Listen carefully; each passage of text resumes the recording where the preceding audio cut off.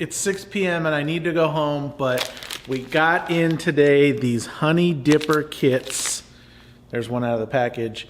And I really think my wife will dig one of these because she loves honey. And these are pretty awesome. So I'm gonna make one of these.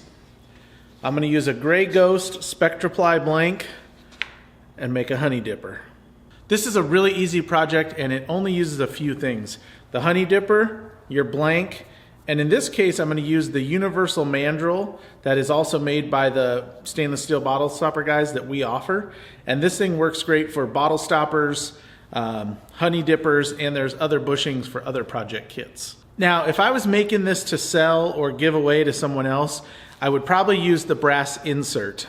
We have those available for bottle stoppers, honey dippers, and other items. In this case, since this is going to my house, I'm actually going to tap it right into the block and just use it like that since I know how I'm going to clean it. Now I only have to drill this a ½ inch deep, and all I'm doing is drilling a pilot hole for my tap to make it a little easier. I just touch the bit to the surface of the item, zero my drill, and I'm ready to go. I'm going to slow it down a little bit. And now I can see exactly how deep I am right there. Of course, that's a luxury on my drill press that it has that. My old one didn't. I would just measure it and do that. So now I'm just going to tap this. I always struggle at the start to get it straight, but once you get going, it goes in pretty easily. And the threads hold pretty nice on these, even in this ply block. But I'm going to go ahead and epoxy it also just to be sure. I don't want it to come apart later.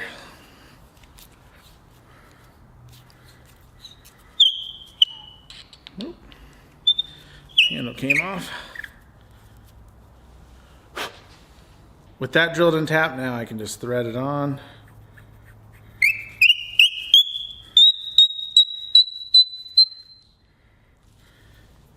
And I'm ready to turn.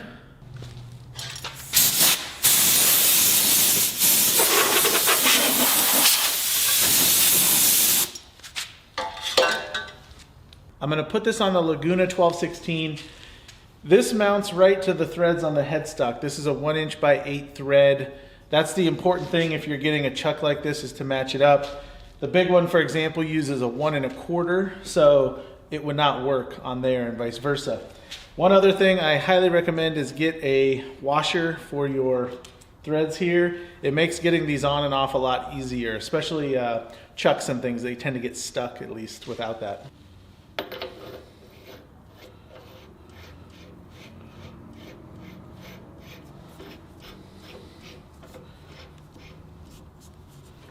So I'll probably use these two tools today. Actually, I'll probably use all three now that I think about it. But I'm gonna go ahead and rough this thing up, or rough it off, rough it down, whatever you wanna call it. I'm gonna get it spinning about 2,000.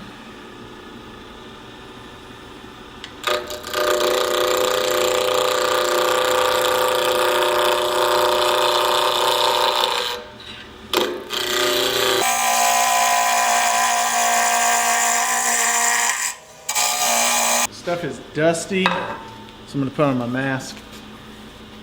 So I may sound like Darth Vader, but that's okay. Better than breathing it.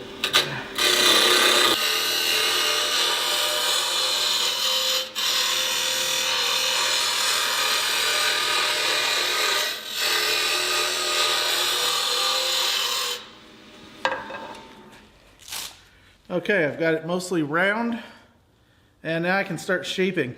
And it's now when you're shaping that you get to see the cool cool layers and colors in these blanks.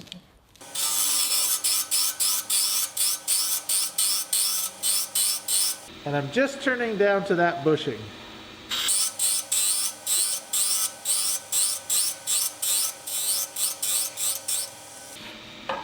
It's nice if it's a little tight on the rougher there.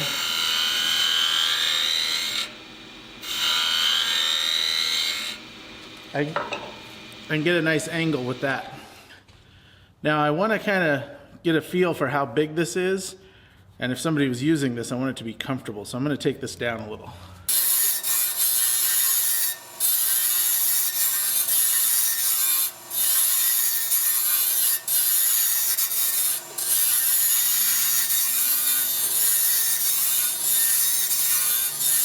With my radius cutter here, I'm able to get a little bit of a curve to the handle, even using the rougher.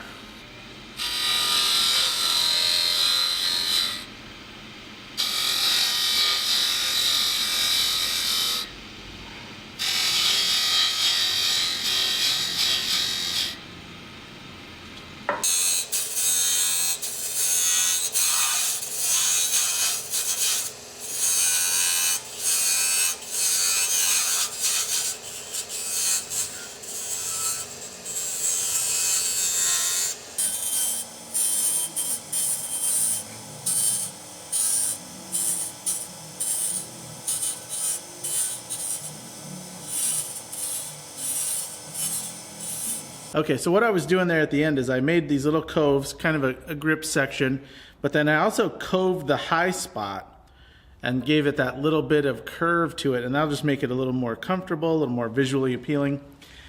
And the reason I was using my detailer on the end here is I'm actually going to part it off with that, but I wanted an angle, and that diamond detailer really lets me cut across there and give it a good shape without going straight in. So next I'll sand this and put a finish on it. So I'm going to put my mask back on for sanding. Move this little guy out of the way for the moment. And I'm just going to go ahead and sand this up.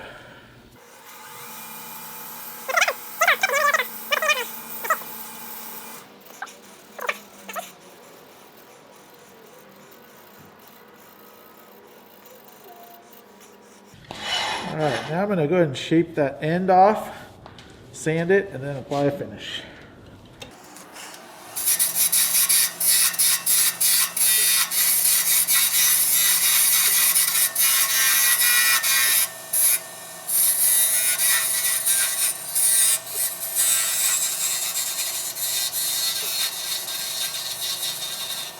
It really is amazing how thin you can get that stuff with sharp tools.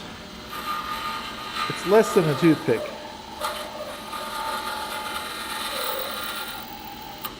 There you go.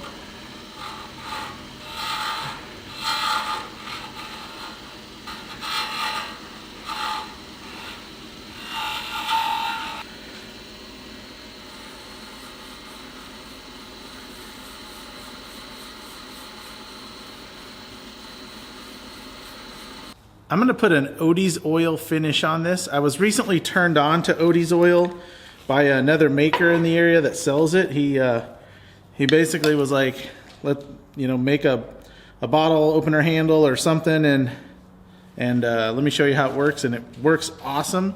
I've kind of been on an Odies kick this whole week. Made a bunch of stuff and did Odies oil. And the reason I like it, especially for this, is after a couple weeks, when this has fully cured or hardened or whatever it does its thing, it will be waterproof and food safe. So all I'm doing is barely getting any on my fingertip, and then I'm just kind of working it in and rubbing it in, and there's really not much to it. You do want to stir this up, which I just stirred it this afternoon when I used it, so that's why I didn't stir it right now. But the finish it puts on this, it's got a nice sheen to it, but it really gives it a nice soft touch. That's way too much. It gives it a nice soft touch, soft feel, but being waterproof for kitchenware, that's even better. So I don't sell this stuff currently. I will put a link to the website where I got it, and it's a local person here in the valley. But I highly recommend it, and if you have any questions, he can of course answer them. But really great stuff. You can see just that one application, how it already has that sheen going to it. And then what I've been doing is just kind of letting it soak in a sec and then buffing it off. And I think just because of the shape, I'll do this one by hand.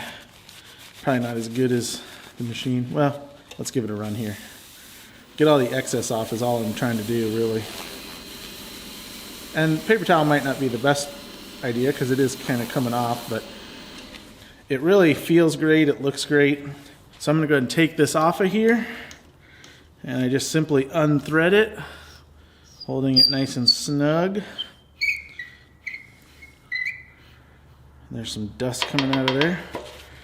And I actually rubbed the stuff on the ends here because I think it's kind of an important part that you protect those ends. Although I am going to put epoxy in here and kind of seal it that way.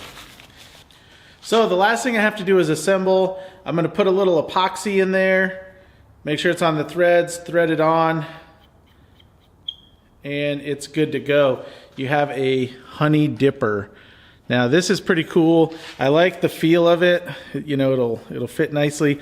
They say these fit in a certain size jar, and I posted that on the website. I forget if it was a quart or whatever, but if you're curious, that's where it is. But it's a really cool little kit, cool project kit. I think, and I don't know because this is the first one I've made, I think these might be good craft show sellers. So I'm certainly going to try it, but take a look if it'll show here. The finish on the end there, that end grain with that Odies oil is just really spectacular. But awesome product, really cool stainless steel kit. So I have a feeling I'll be making a bunch of these, but hope you like it. Please check out the links if you're interested in making your own. Put any comments or questions below. Thanks for watching.